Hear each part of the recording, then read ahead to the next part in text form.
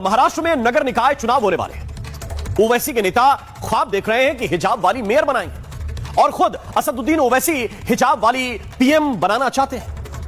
BJP पूछ रही है कि जो हिजाब वाली को अपनी पार्टी का प्रेसिडेंट तक नहीं बनाते, अध्यक्ष तक नहीं बनाते, वो पीएम की अगर बात करें तो यह मजाक से ज्यादा और क्या है। लेकिन मुझे यह लगता है कि यह बात हल्की नहीं है। असदुद्दीन ओवैसी जो बात कर रहे हैं वो बिल्कुल हल्की नहीं है। यह बहुत ही भारी बात है और इसके पीछे सोची समझी प्लानिंग है। एक पूरा प्लान है जिस पर असदुद्दीन ओवैसी और ओवैसी जैसे दूसरे नेता लगातार काम कर रहे हैं। ये हर बार संविधान की दुहाई देते हैं कि संविधान हमें अधिकार देता है कि कोई भी देश का प्रधानमंत्री बन सकता है। ठीक बात है, लेकिन फिर उसी मंच से यह भी कहते हैं कि मुसलमानों का वोट बंटना नहीं चाहिए। एक तरफ संविधान की दुहाई दे रहे हैं, मतलब संविधान के सारे फायदे इनको चाहिए, संविधान ने जो अधिकार दिए वो सारे के सारे अधिकार चाहिए, लेकिन कर्तव्य शून्य। ये संविधान के द्वारा दिए गए अधिकार चाहते हैं, लेकिन संविधान की सोच को भी उसी मंच से कुचलना चाहते हैं। संविधान इसलिए मानना है ताकि उसके नियमों का लाभ लिया जा सके, लेकिन संविधान की भावना को मजहबी इरादों के तले कुचल भी देना है। संविधान इनको सेकुलर चाहिए, लेकिन वोटर खालिस कट्टर चाहिए। संविधान सेकुलर और वोटर कट्टर, इसको इस तरह समझिए, ये अपने मन से ये कहते हैं कि भाई किसने डेवलपमेंट किया उसको देखो। हिंदू जितने सारे हैं वो ये देखकर वोट करें कि डेवलपमेंट के काम कौन अच्छे कर रहा है, कौन खराब कर रहा है, करप्शन कौन कर रहा है, कौन नहीं कर रहा है। हिंदू ये देखकर वोट करें कि सड़कें कौन बना रहा है, कौन नहीं बना रहा है। और मुसलमान इसलिए वोट करें ताकि अपनी पॉलिटिकल ताकत पैदा कर सके। ये दोनों बातें एक तरफ से कही जाती। हिंदू इसलिए वोट करे कि पेट्रोल डीजल सस्ता किसने कर दिया और महंगा किसने कर दिया, और मुसलमान इसलिए वोट करे कि हिजाब वाली मेयर और हिजाब वाली प्रधानमंत्री बना सके। आप इसको समझिए, यह बहुत गहराई वाली बात है। ये कहते हैं कि भाई ये देखो कि कौन काम कर रहा है, कौन काम नहीं कर रहा है, इसी के आधार पर वोट होता है, इसी के आधार पर होना भी चाहिए।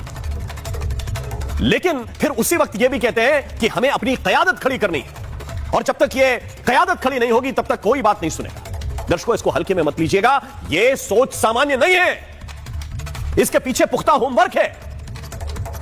जिन सीटों पर मुस्लिम आबादी 30-40% है, चाहे वो सीटें उत्तर प्रदेश की हो, चाहे वो बिहार की सीटें हो, चाहे सीटें महाराष्ट्र की हो, तेलंगाना कर्नाटक की हो, वहां की राजनीतिक व्यवस्था कैसे चलती है इसका अध्ययन आपको करना चाहिए।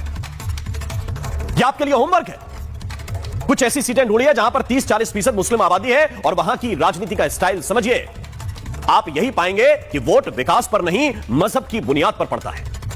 बिहार का सीमांचल इसका ताजा उदाहरण है। अभी बिहार में चुनाव हुआ, सीमांचल के अंदर वोट पैटर्न कैसे हुआ, किस आधार पर हुआ, किन तकरीरों के आधार पर डाले गए, ये आप जाकर, अभी ज्यादा दूर का चुनाव नहीं, आप रिसर्च कर सकते हैं। दोस्तों, असम की अगर बात करें, असम की डेमोग्राफी में जो बदलाव हुए हैं वो सामान्य नहीं है। वहां तो हालात ऐसे हैं कि हिमंता बिस्वा शर्मा जैसे नेता ये खुलकर कहते हैं कि उनके हाथ में 8-10 साल है, इससे ज्यादा नहीं है। ऐसे ही चलता रहा तो फिर उनके हाथ से चीजें निकल जाएंगी। समझिए, एक सिटिंग मुख्यमंत्री अगर यह कह रहा है कि उसके हाथ से चीजें निकल जाएंगी तो हालात कैसे हैं। कई ऐसे इलाके हैं जहां पहले हिंदू बहुसंख्यक थे, अब अल्पसंख्यक हैं, और ये आंकड़े तेजी के साथ बढ़ते भी जा रहे हैं। बंगाल के कई विधानसभा इलाके इस बात के गवाह हैं। दोस्तों, महाराष्ट्र पर वापस आता हूं क्योंकि बात वहां से शुरू की थी।